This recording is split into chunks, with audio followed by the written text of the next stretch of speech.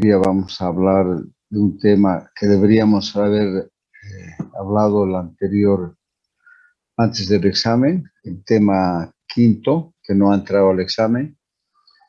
Y luego vamos a tener que elegir un día que puede ser entre las 5 de la tarde y las 6:30, con ustedes, y con el T2 otro día entre las 5:30, entre las 5 y las 6:30, para ponernos al día y continuar el calendario, ¿no? Así que díganme ustedes qué día pueden, entre las 5 y 6:30, para avanzar, para ponernos al día. Tendríamos que avanzar con ustedes, el T1 y el T2. El tema siguiente, que es determinación de la edad gestacional y retardo en el crecimiento intrauterino en el recién nacido. Pónganse de acuerdo, tiene que ser en la siguiente semana. Y por otro lado, muy probablemente que desde el día 30 o en esos días ya se permita la práctica asistencial, así que nos vamos a poner de acuerdo para poder formar grupos de a dos, y así de ese modo puedan ustedes ir a los hospitales. Me imagino que algunos docentes ya están pasando clases asistenciales, no en pediatría, pero en otras materias, ¿no? Bueno, tenemos 36 alumnos en sala, 37. Tienen que registrar su nombre y su apellido y su matrícula. En la mitad del tema se va a cortar y vamos a volver a entrar y vuelven a registrarse. Yo voy a ir llamando lista para ver si están atentos a la clase y si están presentes en la sala. Respecto a los casos clínicos, bueno, estamos calificando. Este fin de semana se va a pasar la nota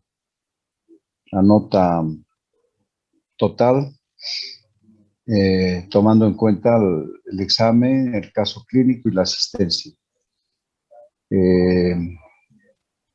Así que por sorteo le ha tocado a la doctora Adi Rivera pasar las notas del grupo de ustedes, del T1, a mí del T2, y a la doctora Adi Rivera o Carmen Amaya las notas del grupo 3.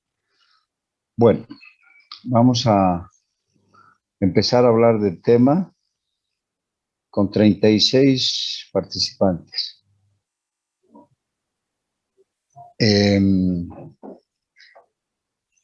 Este tema es sumamente importante porque no solamente es un tema que se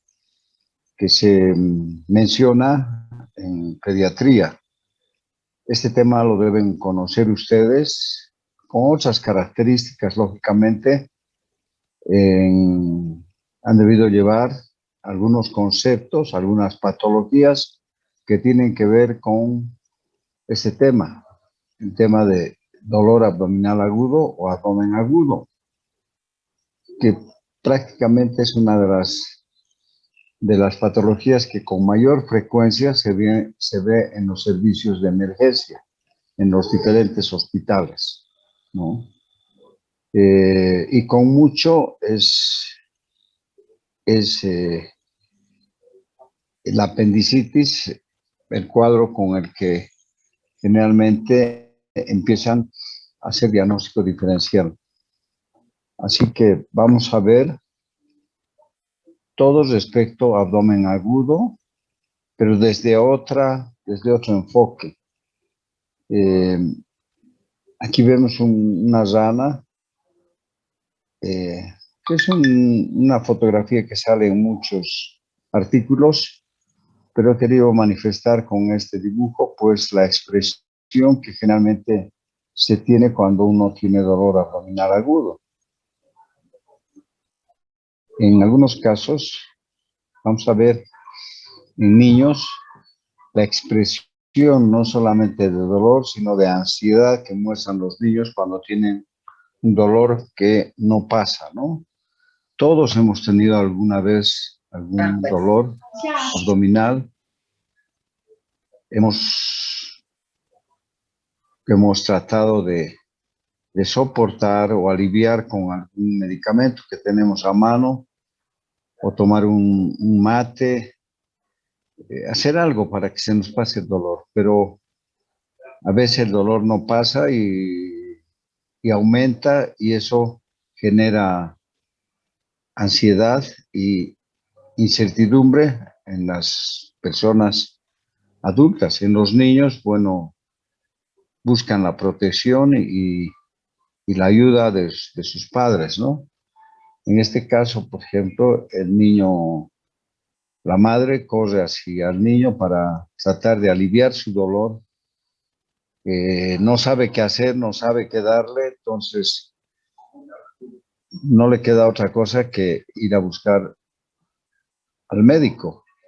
Generalmente, si son horas eh, donde no hay atención en algún consultorio particular, pues se va a un hospital, al servicio de emergencias. Eso es muy frecuente. Vamos a tratar de, de hablar del concepto, de un concepto bien sencillo y que abarca más o menos todo lo que constituye el dolor abdominal agudo o abdomen agudo, ¿no? Eh, es la principal causa de valoración quirúrgica en los servicios de emergencia. Puede ser uno de los diagnósticos más difíciles, especialmente en la edad pediátrica, ya que tenemos que a veces eh, hacer un diagnóstico frente a un niño que no colabora, no refiere lo que siente, no precisa su dolor, las características del dolor, y el examen físico de un niño es muy complicado, pero con paciencia y teniendo en mente muchos factores que pueden hacernos eh, o nos pueden orientar hacia el diagnóstico, vamos a ver de que contamos con la posibilidad con paciencia, pues, a llegar a un diagnóstico. Como como un concepto general, el síndrome de dolor abdominal agudo lo constituye, ¿ya? Un dolor localizado o difuso en cualquier parte del abdomen que dura más de 12 horas. Eso podría ser un concepto de lo que es abdomen agudo. El cuadro clínico lo constituye un dolor localizado o difuso en cualquier parte del abdomen que dura más de 12 horas. En estas 12 horas, la mamá o uno mismo trata de calmar ese dolor y espera que, tomando algún medicamento o algún mate, se le pase definitivamente, se solucione y nosotros podamos superar este problema. Pero a veces no ocurre eso. Este dolor abdominal agudo puede producir irritación peritoneal, puede estar acompañado de otros signos y síntomas como fiebre, náuseas, vómitos, distensión abdominal, disuria, diarrea, constipación, deposiciones sanguinolentas y otros más signos o síntomas que pueden orientarnos hacia el diagnóstico preciso. Es importante tomar en cuenta muchos aspectos para no complicar el diagnóstico, ¿no? El objetivo que tenemos de llegar a un diagnóstico. Vamos a hablar, bueno, ya les he dicho que la enfermedad que con mayor frecuencia causa este cuadro es la apendicitis aguda, y por esta razón, porque se toma como punto de referencia este cuadro, es que muchas veces se cometen errores. ¿no? Se ha llegado a ser tan de rutina y tan mecánico el proceder de algunos cirujanos que cuando llega a un servicio de emergencia una persona con dolor abdominal agudo, confían en los internos o en los alumnos o en los residentes que están en la emergencia y dicen, bueno, ¿qué tiene ese paciente? ¿Tiene dolor en la fosa ilíaca derecha o tiene dolor abdominal? El médico se acerca, palpa, dice, sí, está bien, llaman al cirujano y operaremos. Puede ser la fatiga, un turno difícil, una serie de aspectos. Sin embargo, en las consultas o interconsultas para valoración de pacientes de pediatría, por ejemplo, a cirugía pediátrica o de medicina general a pediatría, pues es importante que nosotros hagamos un examen físico general. Examinar al niño desde la punta de los cabellos hasta la punta de los pies. Y más que todo, pues hacer una buena anamnesis, una buena historia clínica, como debe ser, ¿no? Vamos a revisar de acuerdo al grupo de edad los cuadros que con mayor frecuencia constituyen cuadros de dolor abdominal agudo o abdomen agudo, ¿ya? Y quiero que atiendan y escuchen bien para que ustedes puedan hacer un diagnóstico cuando hagan su internado y estén tratando por pediatría, pues vean un recién nacido. Y ayer, por ejemplo, teníamos un problema, ayer, y estaba de turno ayer en el hospital Cusheri. Cuando llegué, el pediatra que estaba dejando el turno con los internos, que algunos son de la UPAL, cuando estudiaba UPAL, me esperaban porque tenían un niño con el diagnóstico de tapón de meconio o patología meconial, como aquí está, y que ya la conocen ustedes, porque hemos hablado de esta patología cuando hemos hablado de emergencias quirúrgicas gastrointestinales, dentro de los cuadros de obstrucción intestinal. Entonces, este niño no había hecho caquita, tenía una distensión abdominal, no había presentado vómitos, pero sospechaban de un idrio meconial o una patología meconial.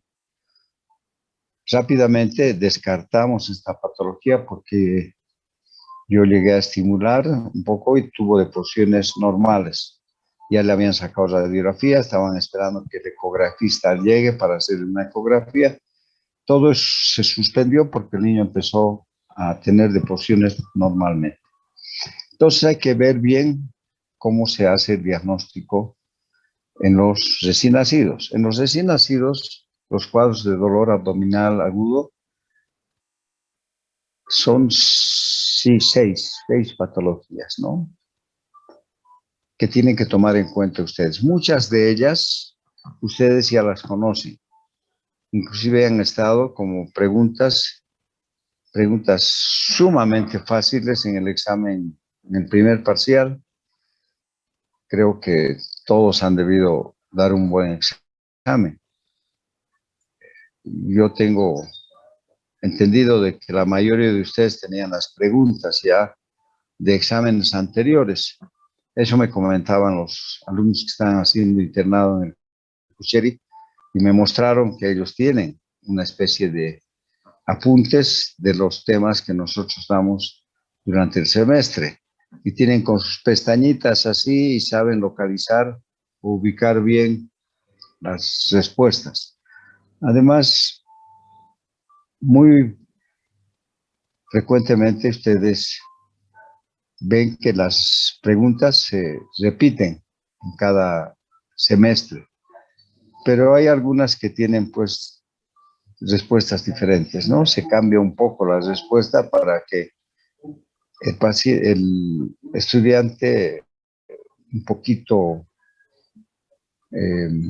tenga que pensar y buscar la respuesta de otra manera. Bueno, la principal causa de enterocolitis o de abdomen agudo en el neonato es la enterocolitis necrotizante. Es un cuadro que seguramente primera vez que ustedes escuchan este nombre. Sin embargo, es frecuente en algunos centros de algunos establecimientos de salud de tercer nivel y en algunas clínicas que pueden ser los lugares donde vayan a rotar como internos. Es un cuadro que generalmente se presenta en el recién nacido pretérmino o prematuro, ¿ya? Por la inmadurez del tracto intestinal y el niño recién nacido prematuro no tiene un buen reflejo de búsqueda, no tiene un buen agarre, una buena succión. Generalmente hay que ayudarlo, a eso se llama soporte, con sondas nasogástricas, con fórmulas de alimentación, estas fórmulas de leches maternizadas que son hiperosmolares y que se debe o se intenta introducir por la sonda al estómago del niño para alimentarlo y no entre en hipoglicemia y evitar que se desnutra hasta que la mamá tenga suficientemente leche y el niño madure y pueda ser capaz de, de agarrar el pezón y tener la fuerza para succionar y alimentarse por su propia cuenta. Entonces usan estas sustancias que hacen que en el niño pues tenga un factor de riesgo para sufrir esta enfermedad, ¿no? La vamos a describir completamente. De luego tenemos las atresias intestinales, que ya hemos revisado todas ellas en una clase anterior. Ya ustedes saben muy bien cuáles son, ¿ya? Luego tenemos el vólvulo, que generalmente es consecuencia de, de una mal rotación intestinal. También hemos visto eso como causa de obstrucción duodenal. El ciego se desplaza hacia el lado izquierdo, llevando consigo sus elementos de fijación o sus las bandas peritoneales que van a comprimir al duodeno y lo van a obstruir. Esto puede producir, si no se corrige, pues un vólvulo. O sea, partes del intestino pueden rotar en sentido contrario a las agujas del reloj, volvularse y producir una complicación, provocar una necrosis de la pared intestinal y la gangrena, y se convierte en una complicación ya quirúrgica de emergencia, ¿no? Entonces tenemos la enterocolitis necrotizante, las atresias intestinales, el vólvulo, que es consecuencia de la mal rotación intestinal, la enfermedad de Hirschsprung, que es una enfermedad que ustedes la van a identificar porque se parece mucho a otra enfermedad en el adulto, y la patología meconial, que es la que hemos mencionado hace un momento, que es el tapón de meconio a nivel del hilio, ¿no?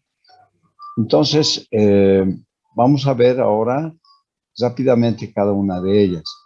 La enterocolitis necrotizante o necrosante es una enfermedad que aparece en recién nacidos, especialmente prematuros, y consiste, quiero que se graben bien, en la inflamación que causa estas sustancias hiperosmolares en un intestino poco maduro y se produce un proceso inflamatorio que hace que la mucosa intestinal sea permeable y la flora microbiana que está prácticamente detenida, hay una éstasis por falta de peristaltismo, empieza a penetrar en la pared del intestino, aprovechando la permeabilidad de la mucosa intestinal y se multiplique dentro de la pared intestinal. Producto de este metabolismo y de la multiplicación y el metabolismo bacteriano, existe la presencia de gas. Esta presencia de gas hace de que exista en el examen radiológico, pues, un signo muy característico de la enterocolitis necrotizante, que es la neumatosis intestinal. Neumatosis quiere decir aire en la pared del intestino, ¿no? Bueno, la causa, como decíamos, no es muy conocida. Generalmente existen algunos adelantos en la ingeniería biomédica que hace que niños muy pequeños puedan sobrevivir utilizando el cordón umbilical como para introducir un catéter para dar esa alimentación parenteral, que también puede ser otra causa, la alimentación por sonda nasogástrica de fórmulas heterosmolares y la inmadurez de la mucosa intestinal, la baja o deficiencia de las defensas inmunológicas, hacen que, bueno, exista todo esta secuencia de acontecimientos que van a dar lugar a la enterocolitis necrotizante. Aquí hay la secuencia de estos acontecimientos. Estos son factores provocadores que van a producir una infección. Hay mediadores inflamatorios que son los que van a producir la inmadurez y la presencia de estas sustancias hiperosmolares, la inestabilidad hemodinámica, es decir, una éstasis por una disminución de la alimentación enteral. Entonces hay una lesión de la mucosa intestinal, un aumento de la permeabilidad, luego hay una mala absorción, hay éstasis, se detiene el contenido intestinal y la flora microbiana, se produce una invasión bacteriana, se producen endotoxinas, mediadores inflamatorios, hay una lesión de la mucosa intestinal, distensión abdominal, y luego, si es que esto va progresando sin que se pueda solucionar, va a haber un compromiso vascular que va a provocar zonas de necrosis intestinal con perforación y peritonitis. Ahí es donde se vuelve este cuadro que es de manejo clínico, donde es importante el uso de antibióticos para evitar la multiplicación bacteriana. Si esto no se soluciona con un tratamiento médico, se vuelve quirúrgico desde el momento en que hay necrosis intestinal, perforación intestinal, y hay una serie de elementos que van acompañando a todo este proceso. Entonces, tenemos apoyos diagnósticos, aparte de la clínica, que es un niño prematuro que está usando fórmulas, que empieza a hacer distensión abdominal, empieza a haber una serie de elementos que van a orientarnos hacia el diagnóstico. Hacemos una radiografía abdominal y vamos a ver la dilatación de las asas intestinales, edema de la pared intestinal, y el signo más característico que define esta enfermedad es la neumatosis intestinal, que es la presencia de aire dentro de la pared intestinal. En realidad no es aire, sino son gases producto del metabolismo bacteriano. Si ustedes compran en un supermercado una lata de conserva y van a abrir y sale gas a presión, no coman esa conserva porque está contaminada y ya le han entrado bacterias, y fruto de la proliferación y la multiplicación bacteriana y el metabolismo bacteriano se va a proveer producción de gas, y eso es lo que ocurre en la enterocolitis necrotizante, ¿no? Entonces se llena de gas la pared intestinal, que está invadida por microbios, y se observa una doble pared con presencia de aire, y es la neumatosis intestinal.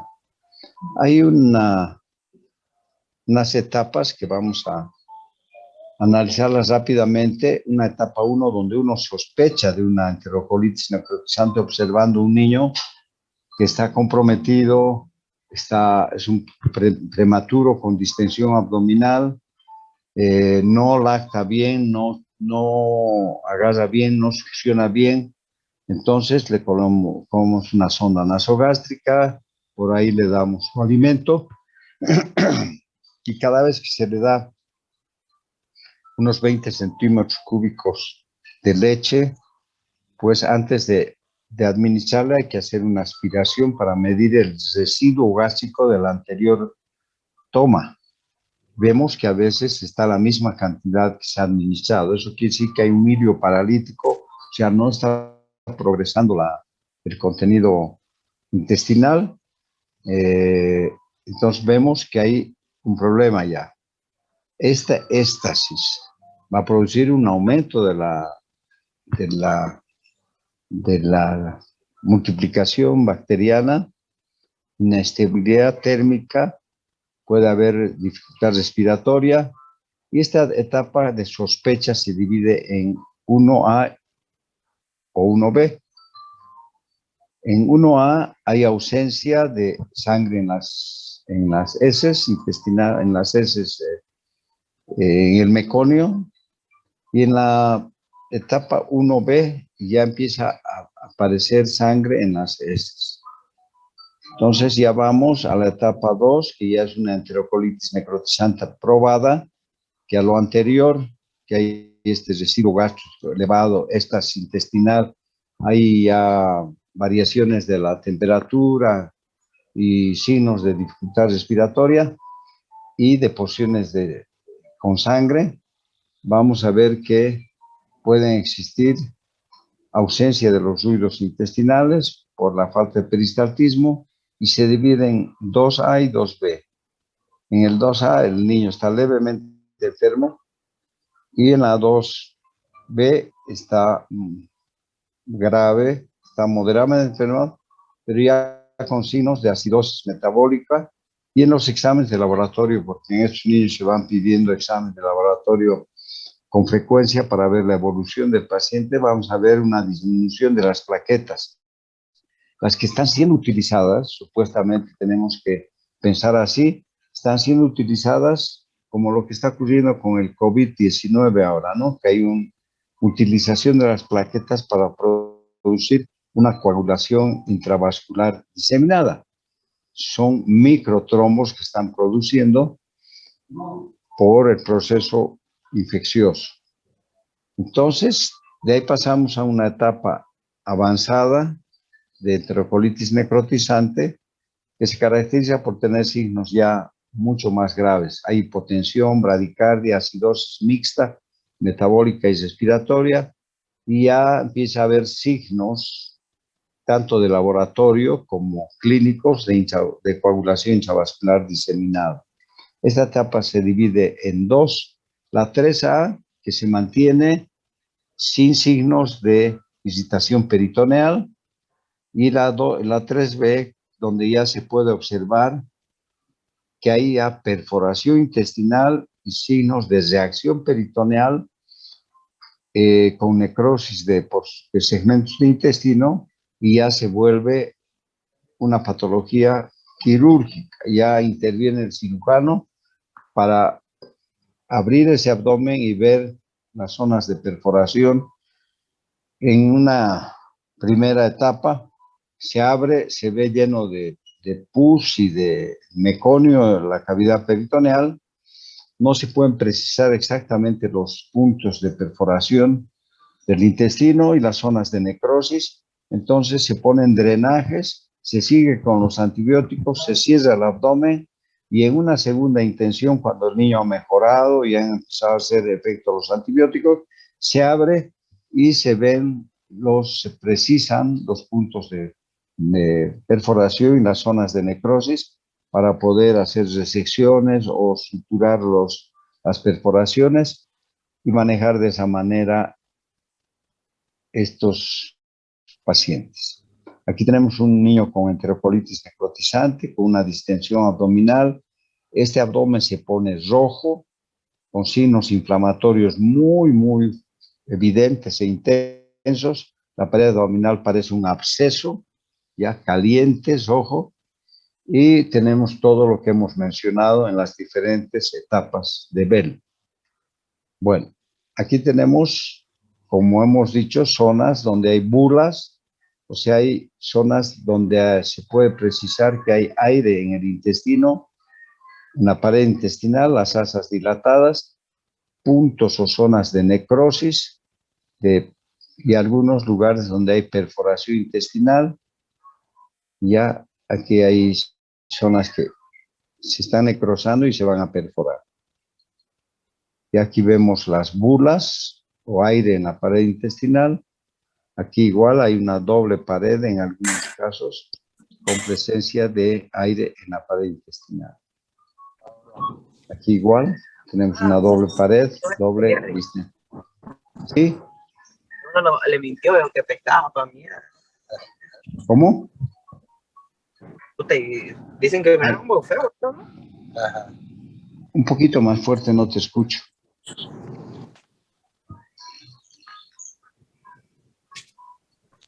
Alguém está com o seu micrófono ligado para aí, doutor? John Sales o Frei Diana Brito. Eu falei agora, Diana. ¿Cuál es tu pregunta? A outra pessoa. Estão falando no micrófono. Bueno, no entiendo mucho, pero voy a continuar, ¿no? Bueno, esta es una patología importante en el recién nacido que se considera como un abdomen agudo, ¿no? Bueno, luego tenemos las atresias intestinales que ya hemos visto cuáles son, desde la atresia de esófago, la membrana gástrica que produce obstrucción gástrica con una gran burbuja que constituye el estómago dilatado por la falta de paso del contenido gástrico hacia el duodeno. Luego tenemos la atresia duodenal, que tiene tres variedades, la obstrucción duodenal, mejor dicho, por atresia, por páncreas anular y por las bandas peritoneales del AD. Aquí tenemos esas bandas peritoneales en la malrotación intestinal que obstruyen la segunda porción del duodeno, provocando obstrucción duodenal y dando una imagen de doble burbuja, tanto en la atresia como en el páncreas anular o en las bandas peritoneales del AD. Esta malrotación intestinal va a dar otra patología que es propia del recién nacido, no solo del recién nacido, puede producirse este vólvulo en niños más grandes, en lactantes ya, ¿no? Entonces, con torsión del intestino y una necrosis de la pared intestinal, lo que se considera como una complicación del vólvulo, ¿no? Y de la malrotación intestinal. Luego tenemos la enfermedad de Hirsch. Ustedes conocen muy bien, para no demorar mucho. Tenemos en esta parte 4 minutos, todavía nos quedan en esta primera parte. Ustedes tienen la enfermedad de Chagas, ¿no? La enfermedad de Chagas es una enfermedad que por el tripanosoma se produce una destrucción de los plexos de Meissner y Auerbach, es decir, la inervación del intestino. Generalmente en una porción del sigmoides, lo que va a ocasionar que en esta porción del sigmoide no haya peristaltismo, no haya progresión del contenido intestinal, provocándose una dilatación de la porción superior a la ganglionosis, provocando un megacolon, que es característica de la enfermedad de Chagas. En el recién nacido, existe el megacolon congénito o enfermedad de Hirschsprung. Hace unos días hemos visto en el hospital un niño con constipaciones frecuentes que no ha sido diagnosticado en el momento del nacimiento, bueno, que a veces no se puede, pero normalmente durante el desarrollo embrionario existe una migración de células simpáticas desde la cadena simpática que se encuentra a los lados de la columna vertebral, van migrando hacia el intestino para que se produzca la contractura muscular, o sea, el peristaltismo intestinal y la progresión del alimento. Pero por alguna razón, estas células simpáticas no llegan a algún sector del intestino, especialmente un segmento corto del sigmoides.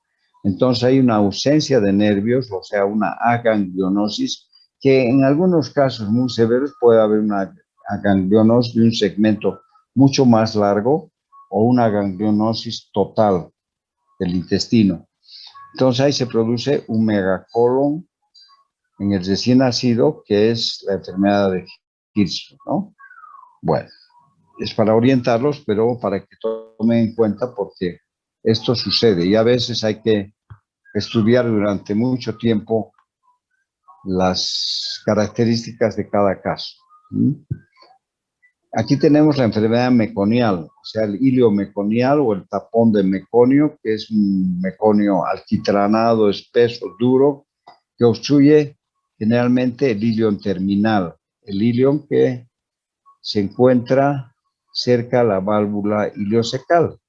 Aquí está el ciego totalmente adelgazado porque el tapón de meconio ha evitado la progresión del tránsito intestinal y aquí hay una gran dilatación por la obstrucción del meconio, ¿no? Esta enfermedad ya la hemos visto, hemos analizado el tapón de meconio, que está asociada a la fibrosis quística, ¿no? Que es la disminución del contenido líquido de las secreciones, no solamente en el intestino, sino a nivel de otros órganos, especialmente a nivel respiratorio, donde las personas tienen complicaciones muy serias y se mueren. Bueno, esta es una definición de lo que es el hilio meconial. Ustedes van a tener para leer bien. Y aquí vemos las pequeñas burbujitas de aire que hay en la parte del hilio terminal. Aquí hay burbujitas de aire que hacen que en la radiografía se vea una imagen de vidrio esmerilado, ¿no? Es la imagen característica del hilio meconial, tapón de meconio, enfermedad meconial. Se las denomina así, ¿no? Bueno, tenemos un minuto, menos de un minuto, se va a cortar, vamos a quedar acá y al ingresar ahorita hay 39 alumnos, 39 van a tener presente, pero siempre que vuelvan a ingresar en la segunda parte y se registren nuevamente. Si hay menos, los que faltan van a tener falta.